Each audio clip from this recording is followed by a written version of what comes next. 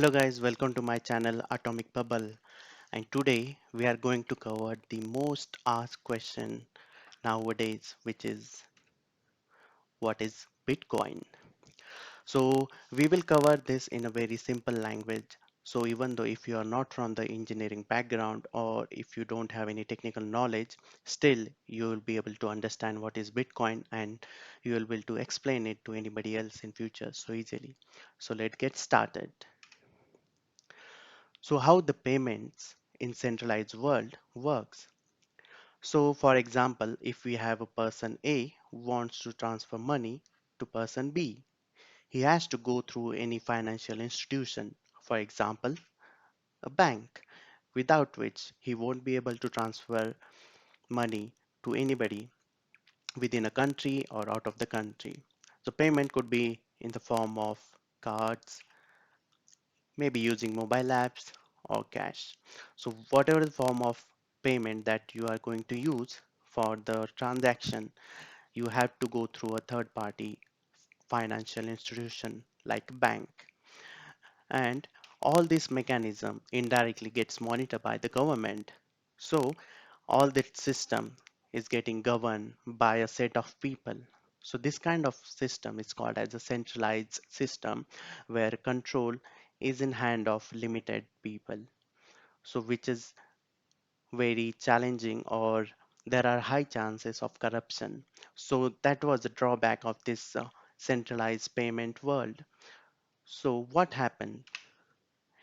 So on October 31st, 2008, a person named as Satoshi Nakamoto published a paper on the internet which was named as a Bitcoin, a peer-to-peer electronic cash system.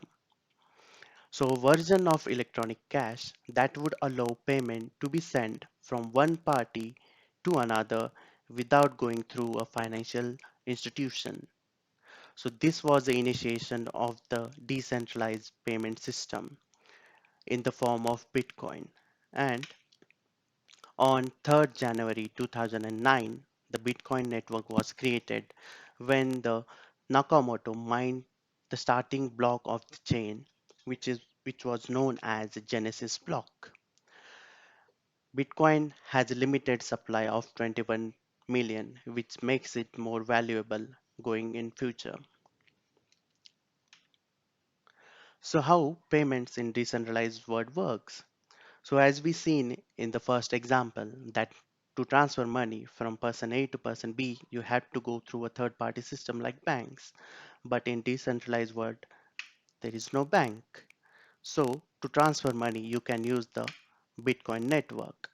So Bitcoin is a decentralized system which is used for peer-to-peer transfer without any third party. So you can directly transfer your payments from person A to B without anybody's requirement. It is also borderless. For example, like if you are sitting in USA, you can easily transfer the money to UK. So there is no limit of border. There is no restriction from where you want to send, from to whom you want to send. So it is completely decentralized and it's free of geography's restrictions. Also, the transaction fees are very low. So in this centralized world, the banks or the financial institution charges very high fee, especially when you are transferring money from one country to another. But in Bitcoin network, it's not like that. The transaction fees are very low, whatever type of transaction it may be. Also, Bitcoin is secured on the blockchain. So to understand the Bitcoin network, we have to go through few terminologies, so which will cover moving on. So the first terminology that we are going to cover is cryptography. So what is a cryptography? So in layman terms, the cryptography is a process by which we convert a simple plain text into an unreadable format. So if you can see in the diagram, like if there is a text called as ABC, there is a mechanism which is called as encryption, which we do using some keys. and we convert that ABC into an unreadable format, like you can see over here in encrypted text. This text get transferred over the network, so it becomes secured, so nobody can access it, and even if anybody get access of it, he won't be able to understand it without having that key. So the recipient of that particular message has the key, and he will try to decrypt it and convert that unreadable string into a readable string, which is called as the ABC. So this is how the cryptography works, and this mechanism is getting used in Bitcoin network to secure the data. The next terminology that we are going to learn is blockchain. So basically a block, you can refer it as a database, so which stores the information of the transaction happens on the Bitcoin network. So whenever there is a new transaction happens, then that entry gets added into a block. Once that block gets completed, it get attached to an existing chain. So if you can see that each block has a two parameters, which is a hash and the previous hash. The previous hash represents the last block in the chain. So this how one block gets connected to the another, and once this is get uh, connected, it's irreversible. So that makes it more secure. So blockchain stores information in batches called blocks that are linked together in a chronological fashion to form a continuous line, metaphorically a chain of blocks.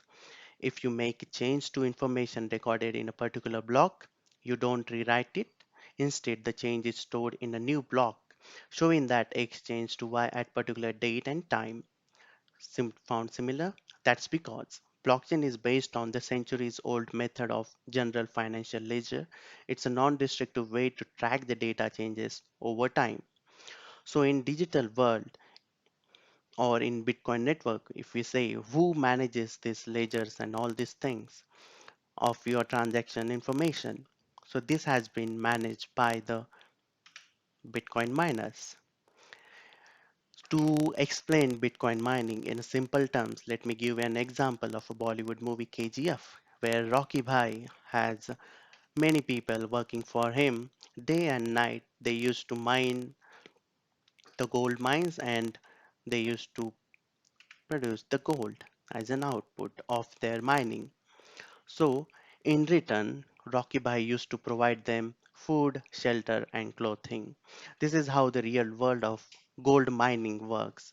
So, we can compare this mining to our Bitcoin mining as well. But what happens in Bitcoin network? We have miners. So, mining happens using grids like CPUs, GPU, SAC chips. These are very high computing power processors which are getting used to solve the complex blockchain puzzles to verify the transactions. So once this transaction gets verified this by our miners, then it get added into a block, and then that block get attached to your chain. So this is the role of the miners in Bitcoin, where they verify the transaction and maintain the security of the blockchain of Bitcoin.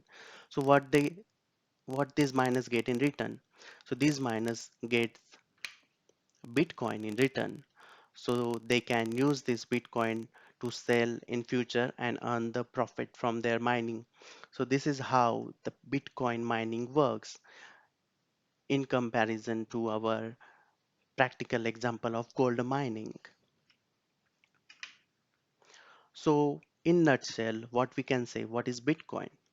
So Bitcoin is the digital form of cash, which is decentralized. So there is no control of a set of people over it. So this which is less corrupted and more secured, as there are a lot of people. The miners, which manages the network. It is a borderless. So there is no restriction of geography. You can transfer money from any place to anyone. It is secured by blockchain and cryptography technology. It is peer-to-peer without third party. That's what makes it more decentralized. and low transaction fees.